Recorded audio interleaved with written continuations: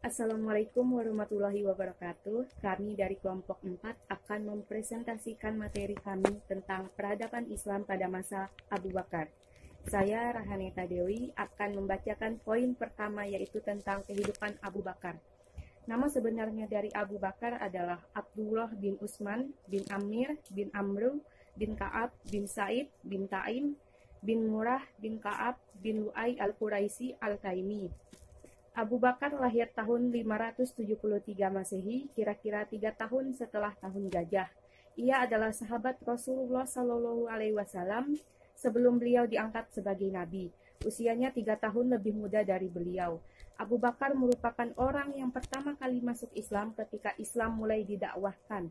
Istri pertama Abu Bakar yang bernama Kutailah binti Abdul Al-Uzza tidak menerima agama Islam, lalu Abu Bakar menceraikannya. Istrinya yang lain yang bernama Ummi Ruman menjadi mu'alaf. Semua anak Abu Bakar menerima agama Islam kecuali Abdurrahman bin Abu Bakar, sehingga membuat mereka berpisah. Walaupun pada akhirnya Abdurrahman kelak menjadi seorang muslim setelah perjanjian Hudaybiyah. Masuk Islamnya Abu Bakar membuat banyak orang masuk Islam. Selanjutnya akan dibacakan oleh Lalu perkenalkan, nama saya Salim Muhammad Fitri Idrus, kelas PAI 2A. Sebenarnya saya akan menjelaskan sejarah peradaban Islam tentang gelar Khulafaur Rasyidin. Yang pertama, beliau dijuluki dengan Atik dan As-Siddiq. Sebagian ulama berpendapat bahwa alasan beliau dijuluki Atik karena beliau berwajah tampan. Sebagian mengatakan bahwa wajah beliau sangat cerah. Pendapat lain mengatakan karena beliau selalu terdapat dalam kebaikan. Sebagian juga mengatakan bahwa ibu beliau awalnya tidak bunuh hamil. Ketika ia hamil, maka ibunya berdoa yang artinya, ya Allah, jika anak ini engkau bebaskan dari maut, maka hadiahkanlah kepadaku. Ada beberapa pendapat lain, sedangkan julukan As-Siddiq didapatkan karena beliau membenarkan kabar dari Nabi Shallallahu Alaihi Wasallam dengan kepercayaan yang sangat tinggi. Sebagaimana ketika pagi hari setelah malam Isra Mi'raj, orang-orang kafir berkata kepadanya, teman kamu itu Muhammad mengaku-ngaku telah pergi ke Baitul Maqdis dalam semalam. Beliau menjawab, jika ia berkata demikian, maka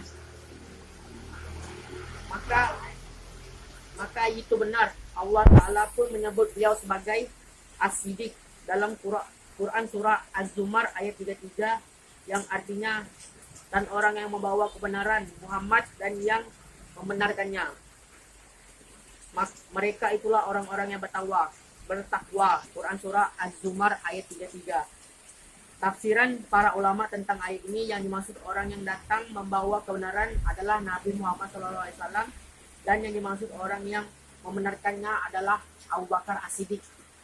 Beliau juga dijuluki As-Siddiq karena beliau adalah lelaki pertama yang membenarkan dan beriman kepada Nabi Muhammad SAW. Telah mengenai beliau dengan As-Siddiq sebagai diriwayatkan dalam Sahih Bukhari, yang artinya dari Anas bin Malik. Diriwayatkan dalam Sahih Bukhari yang artinya dari Anas bin Malik radhiyallahu anhu bahwa Nabi SAW mendaki Gunung Uhud bernama Abu Bakar, Umar dan Utsman. Gunung Uhud pun berguncang. Nabi lalu bersabda, diamlah Uhud, di atasmu ada Nabi As-Siddiq yaitu Abu Bakar dan 2 orang syahda Umar bin Utsman. Sekian dari saya. Wassalamualaikum warahmatullahi wabarakatuh. Bismillahirrahmanirrahim. Saya dari kelompok 4 akan melanjutkan dari presentasi dari kawan-kawan yang sebelumnya, yaitu saya akan menyampaikan dari kepemimpinan Abu Bakar Siddiq. Abu Bakar itu adalah pemimpin pertama setelah Rasulullah SAW wafat. Abu Bakar memimpin umat Islam selama 2 tahun, dari 632 sampai 634 Masehi, atau dari 11 sampai 13 Hijriah. Ia adalah sahabat yang paling dicintai Nabi Shallallahu Alaihi Wasallam. Abu Bakar mengorbankan harta bendanya untuk perjuangan Nabi Shallallahu Alaihi Wasallam. Setelah Nabi wafat dan sedang menunggu dimakamkan, kaum muslimin mengadakan pertemuan di Safiqah atau balai kota Bani Sa'diyah. Mereka membicarakan siapa sosok yang tepat untuk menggantikan Nabi SAW. Kelompok Ansar mengusulkan Sa'ad bin Utbah. Kabar itu terdengar oleh para sahabat dan keluarga yang sedang mengurus jenazah Nabi SAW. Lalu 3 orang sahabat, yakni Abu Bakar, Umar bin Khattab, dan Abu Ubaidah bin Jarrah menyusul ke pertemuan tersebut. Saat kelompok Ansar bertemu kelompok Mujahirin, terjadi perdebatan masing-masing bersikukuh mengajukan calon pemimpin pengganti Nabi SAW. Perundingan tak juga mencapai titik temu sampai Abu Ubaidah menyampaikan, "Sahabat-sahabatku dari kalangan Ansar, kalian adalah pihak yang pertama menolong dan membela agama Islam. Oleh karena itu, janganlah kamu menjadi orang pertama yang mencegah atau memecah belah dan merusaknya," ujar Abu Ubaidah. Setelah suasana tenang, terpilihlah Abu Bakar sebagai pengganti Nabi. Alasannya terpilih Abu Bakar sebagai pengganti Nabi yaitu sahabat Nabi yang paling senior, yang pertama. Yang kedua, selalu dekat dengan Rasulullah SAW sehingga tahu cara memimpin umat Islam dan negara. Yang ketiga, dermawan sehingga kekayaan yang dimilikinya dapat digunakan untuk perjuangan umat Islam. Yang keempat, disegani kaum Quraisy karena tegas. Yang kelima, cerdas dan mau bekerja sama dan bekerja keras. Yang keenam, pemerintah pernah menggantikan Nabi SAW sebagai imam sholat ketika Nabi sakit.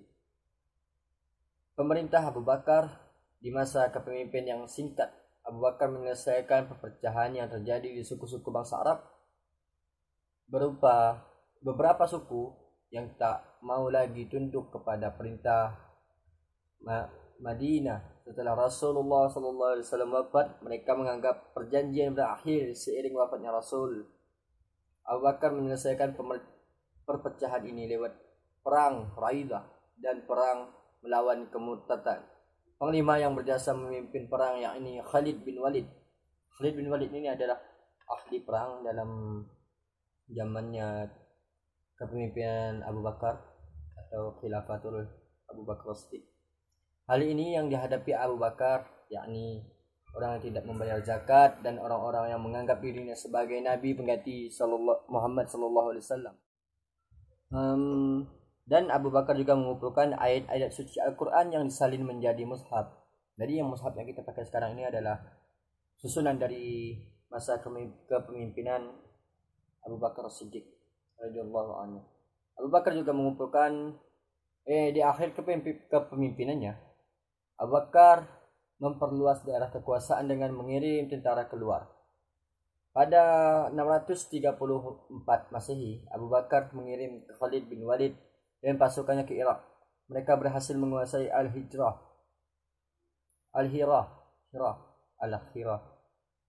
Ia juga mengirim ekspedisi ke Suriah di bawah pimpinan 4 panglima perang, yakni Abu Ubaidah bin Jarrah, Amir bin As, dan Yazid bin Abi Sufyan serta Suraibah bil. Sekian dari saya, penjelasan dari saya tentang kepemimpinan Khilafatul Abu Bakar Siddiq. Selebih kurangnya saya mohon maaf. Wabillahi taufiq wal hidayah. Wassalamualaikum warahmatullahi wabarakatuh. Bismillahirrahmanirrahim. Assalamualaikum warahmatullahi wabarakatuh. Perkenalkan, nama saya Desi Rahmayanti. Di sini saya akan melanjutkan pembahasan yang telah disampaikan oleh rekan-rekan saya tadi. Rekan-rekan saya tadi telah menyampaikan mengenai kehidupan Abu Bakar, terus gelar yang diberikan Abu Bakar, dan kebijakan pada masa kekhalifahan Abu Bakar. Nah, di sini saya akan menyampaikan sedikit di submateri bagian administrasi kepemimpinan Abu Bakar. Pada masa kepemimpinan Abu Bakar mengenai urusan keuangan, pada masa ini dia menunjuk seorang sahabat yang bernama Ubaidillah bin Jarrah sebagai pemegang keuangan. Sampai-sampai Ubaidillah bin Jarrah ini diberi gelar orang kepercayaan Umar.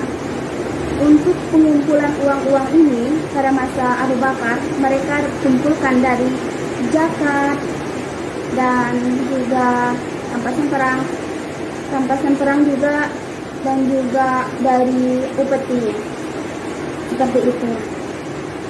Mungkin hanya itu yang dapat saya sampaikan, kurang dan lebihnya saya mohon maaf. Wabillahi taufiq wal hidayah. Wassalamualaikum warahmatullahi wabarakatuh.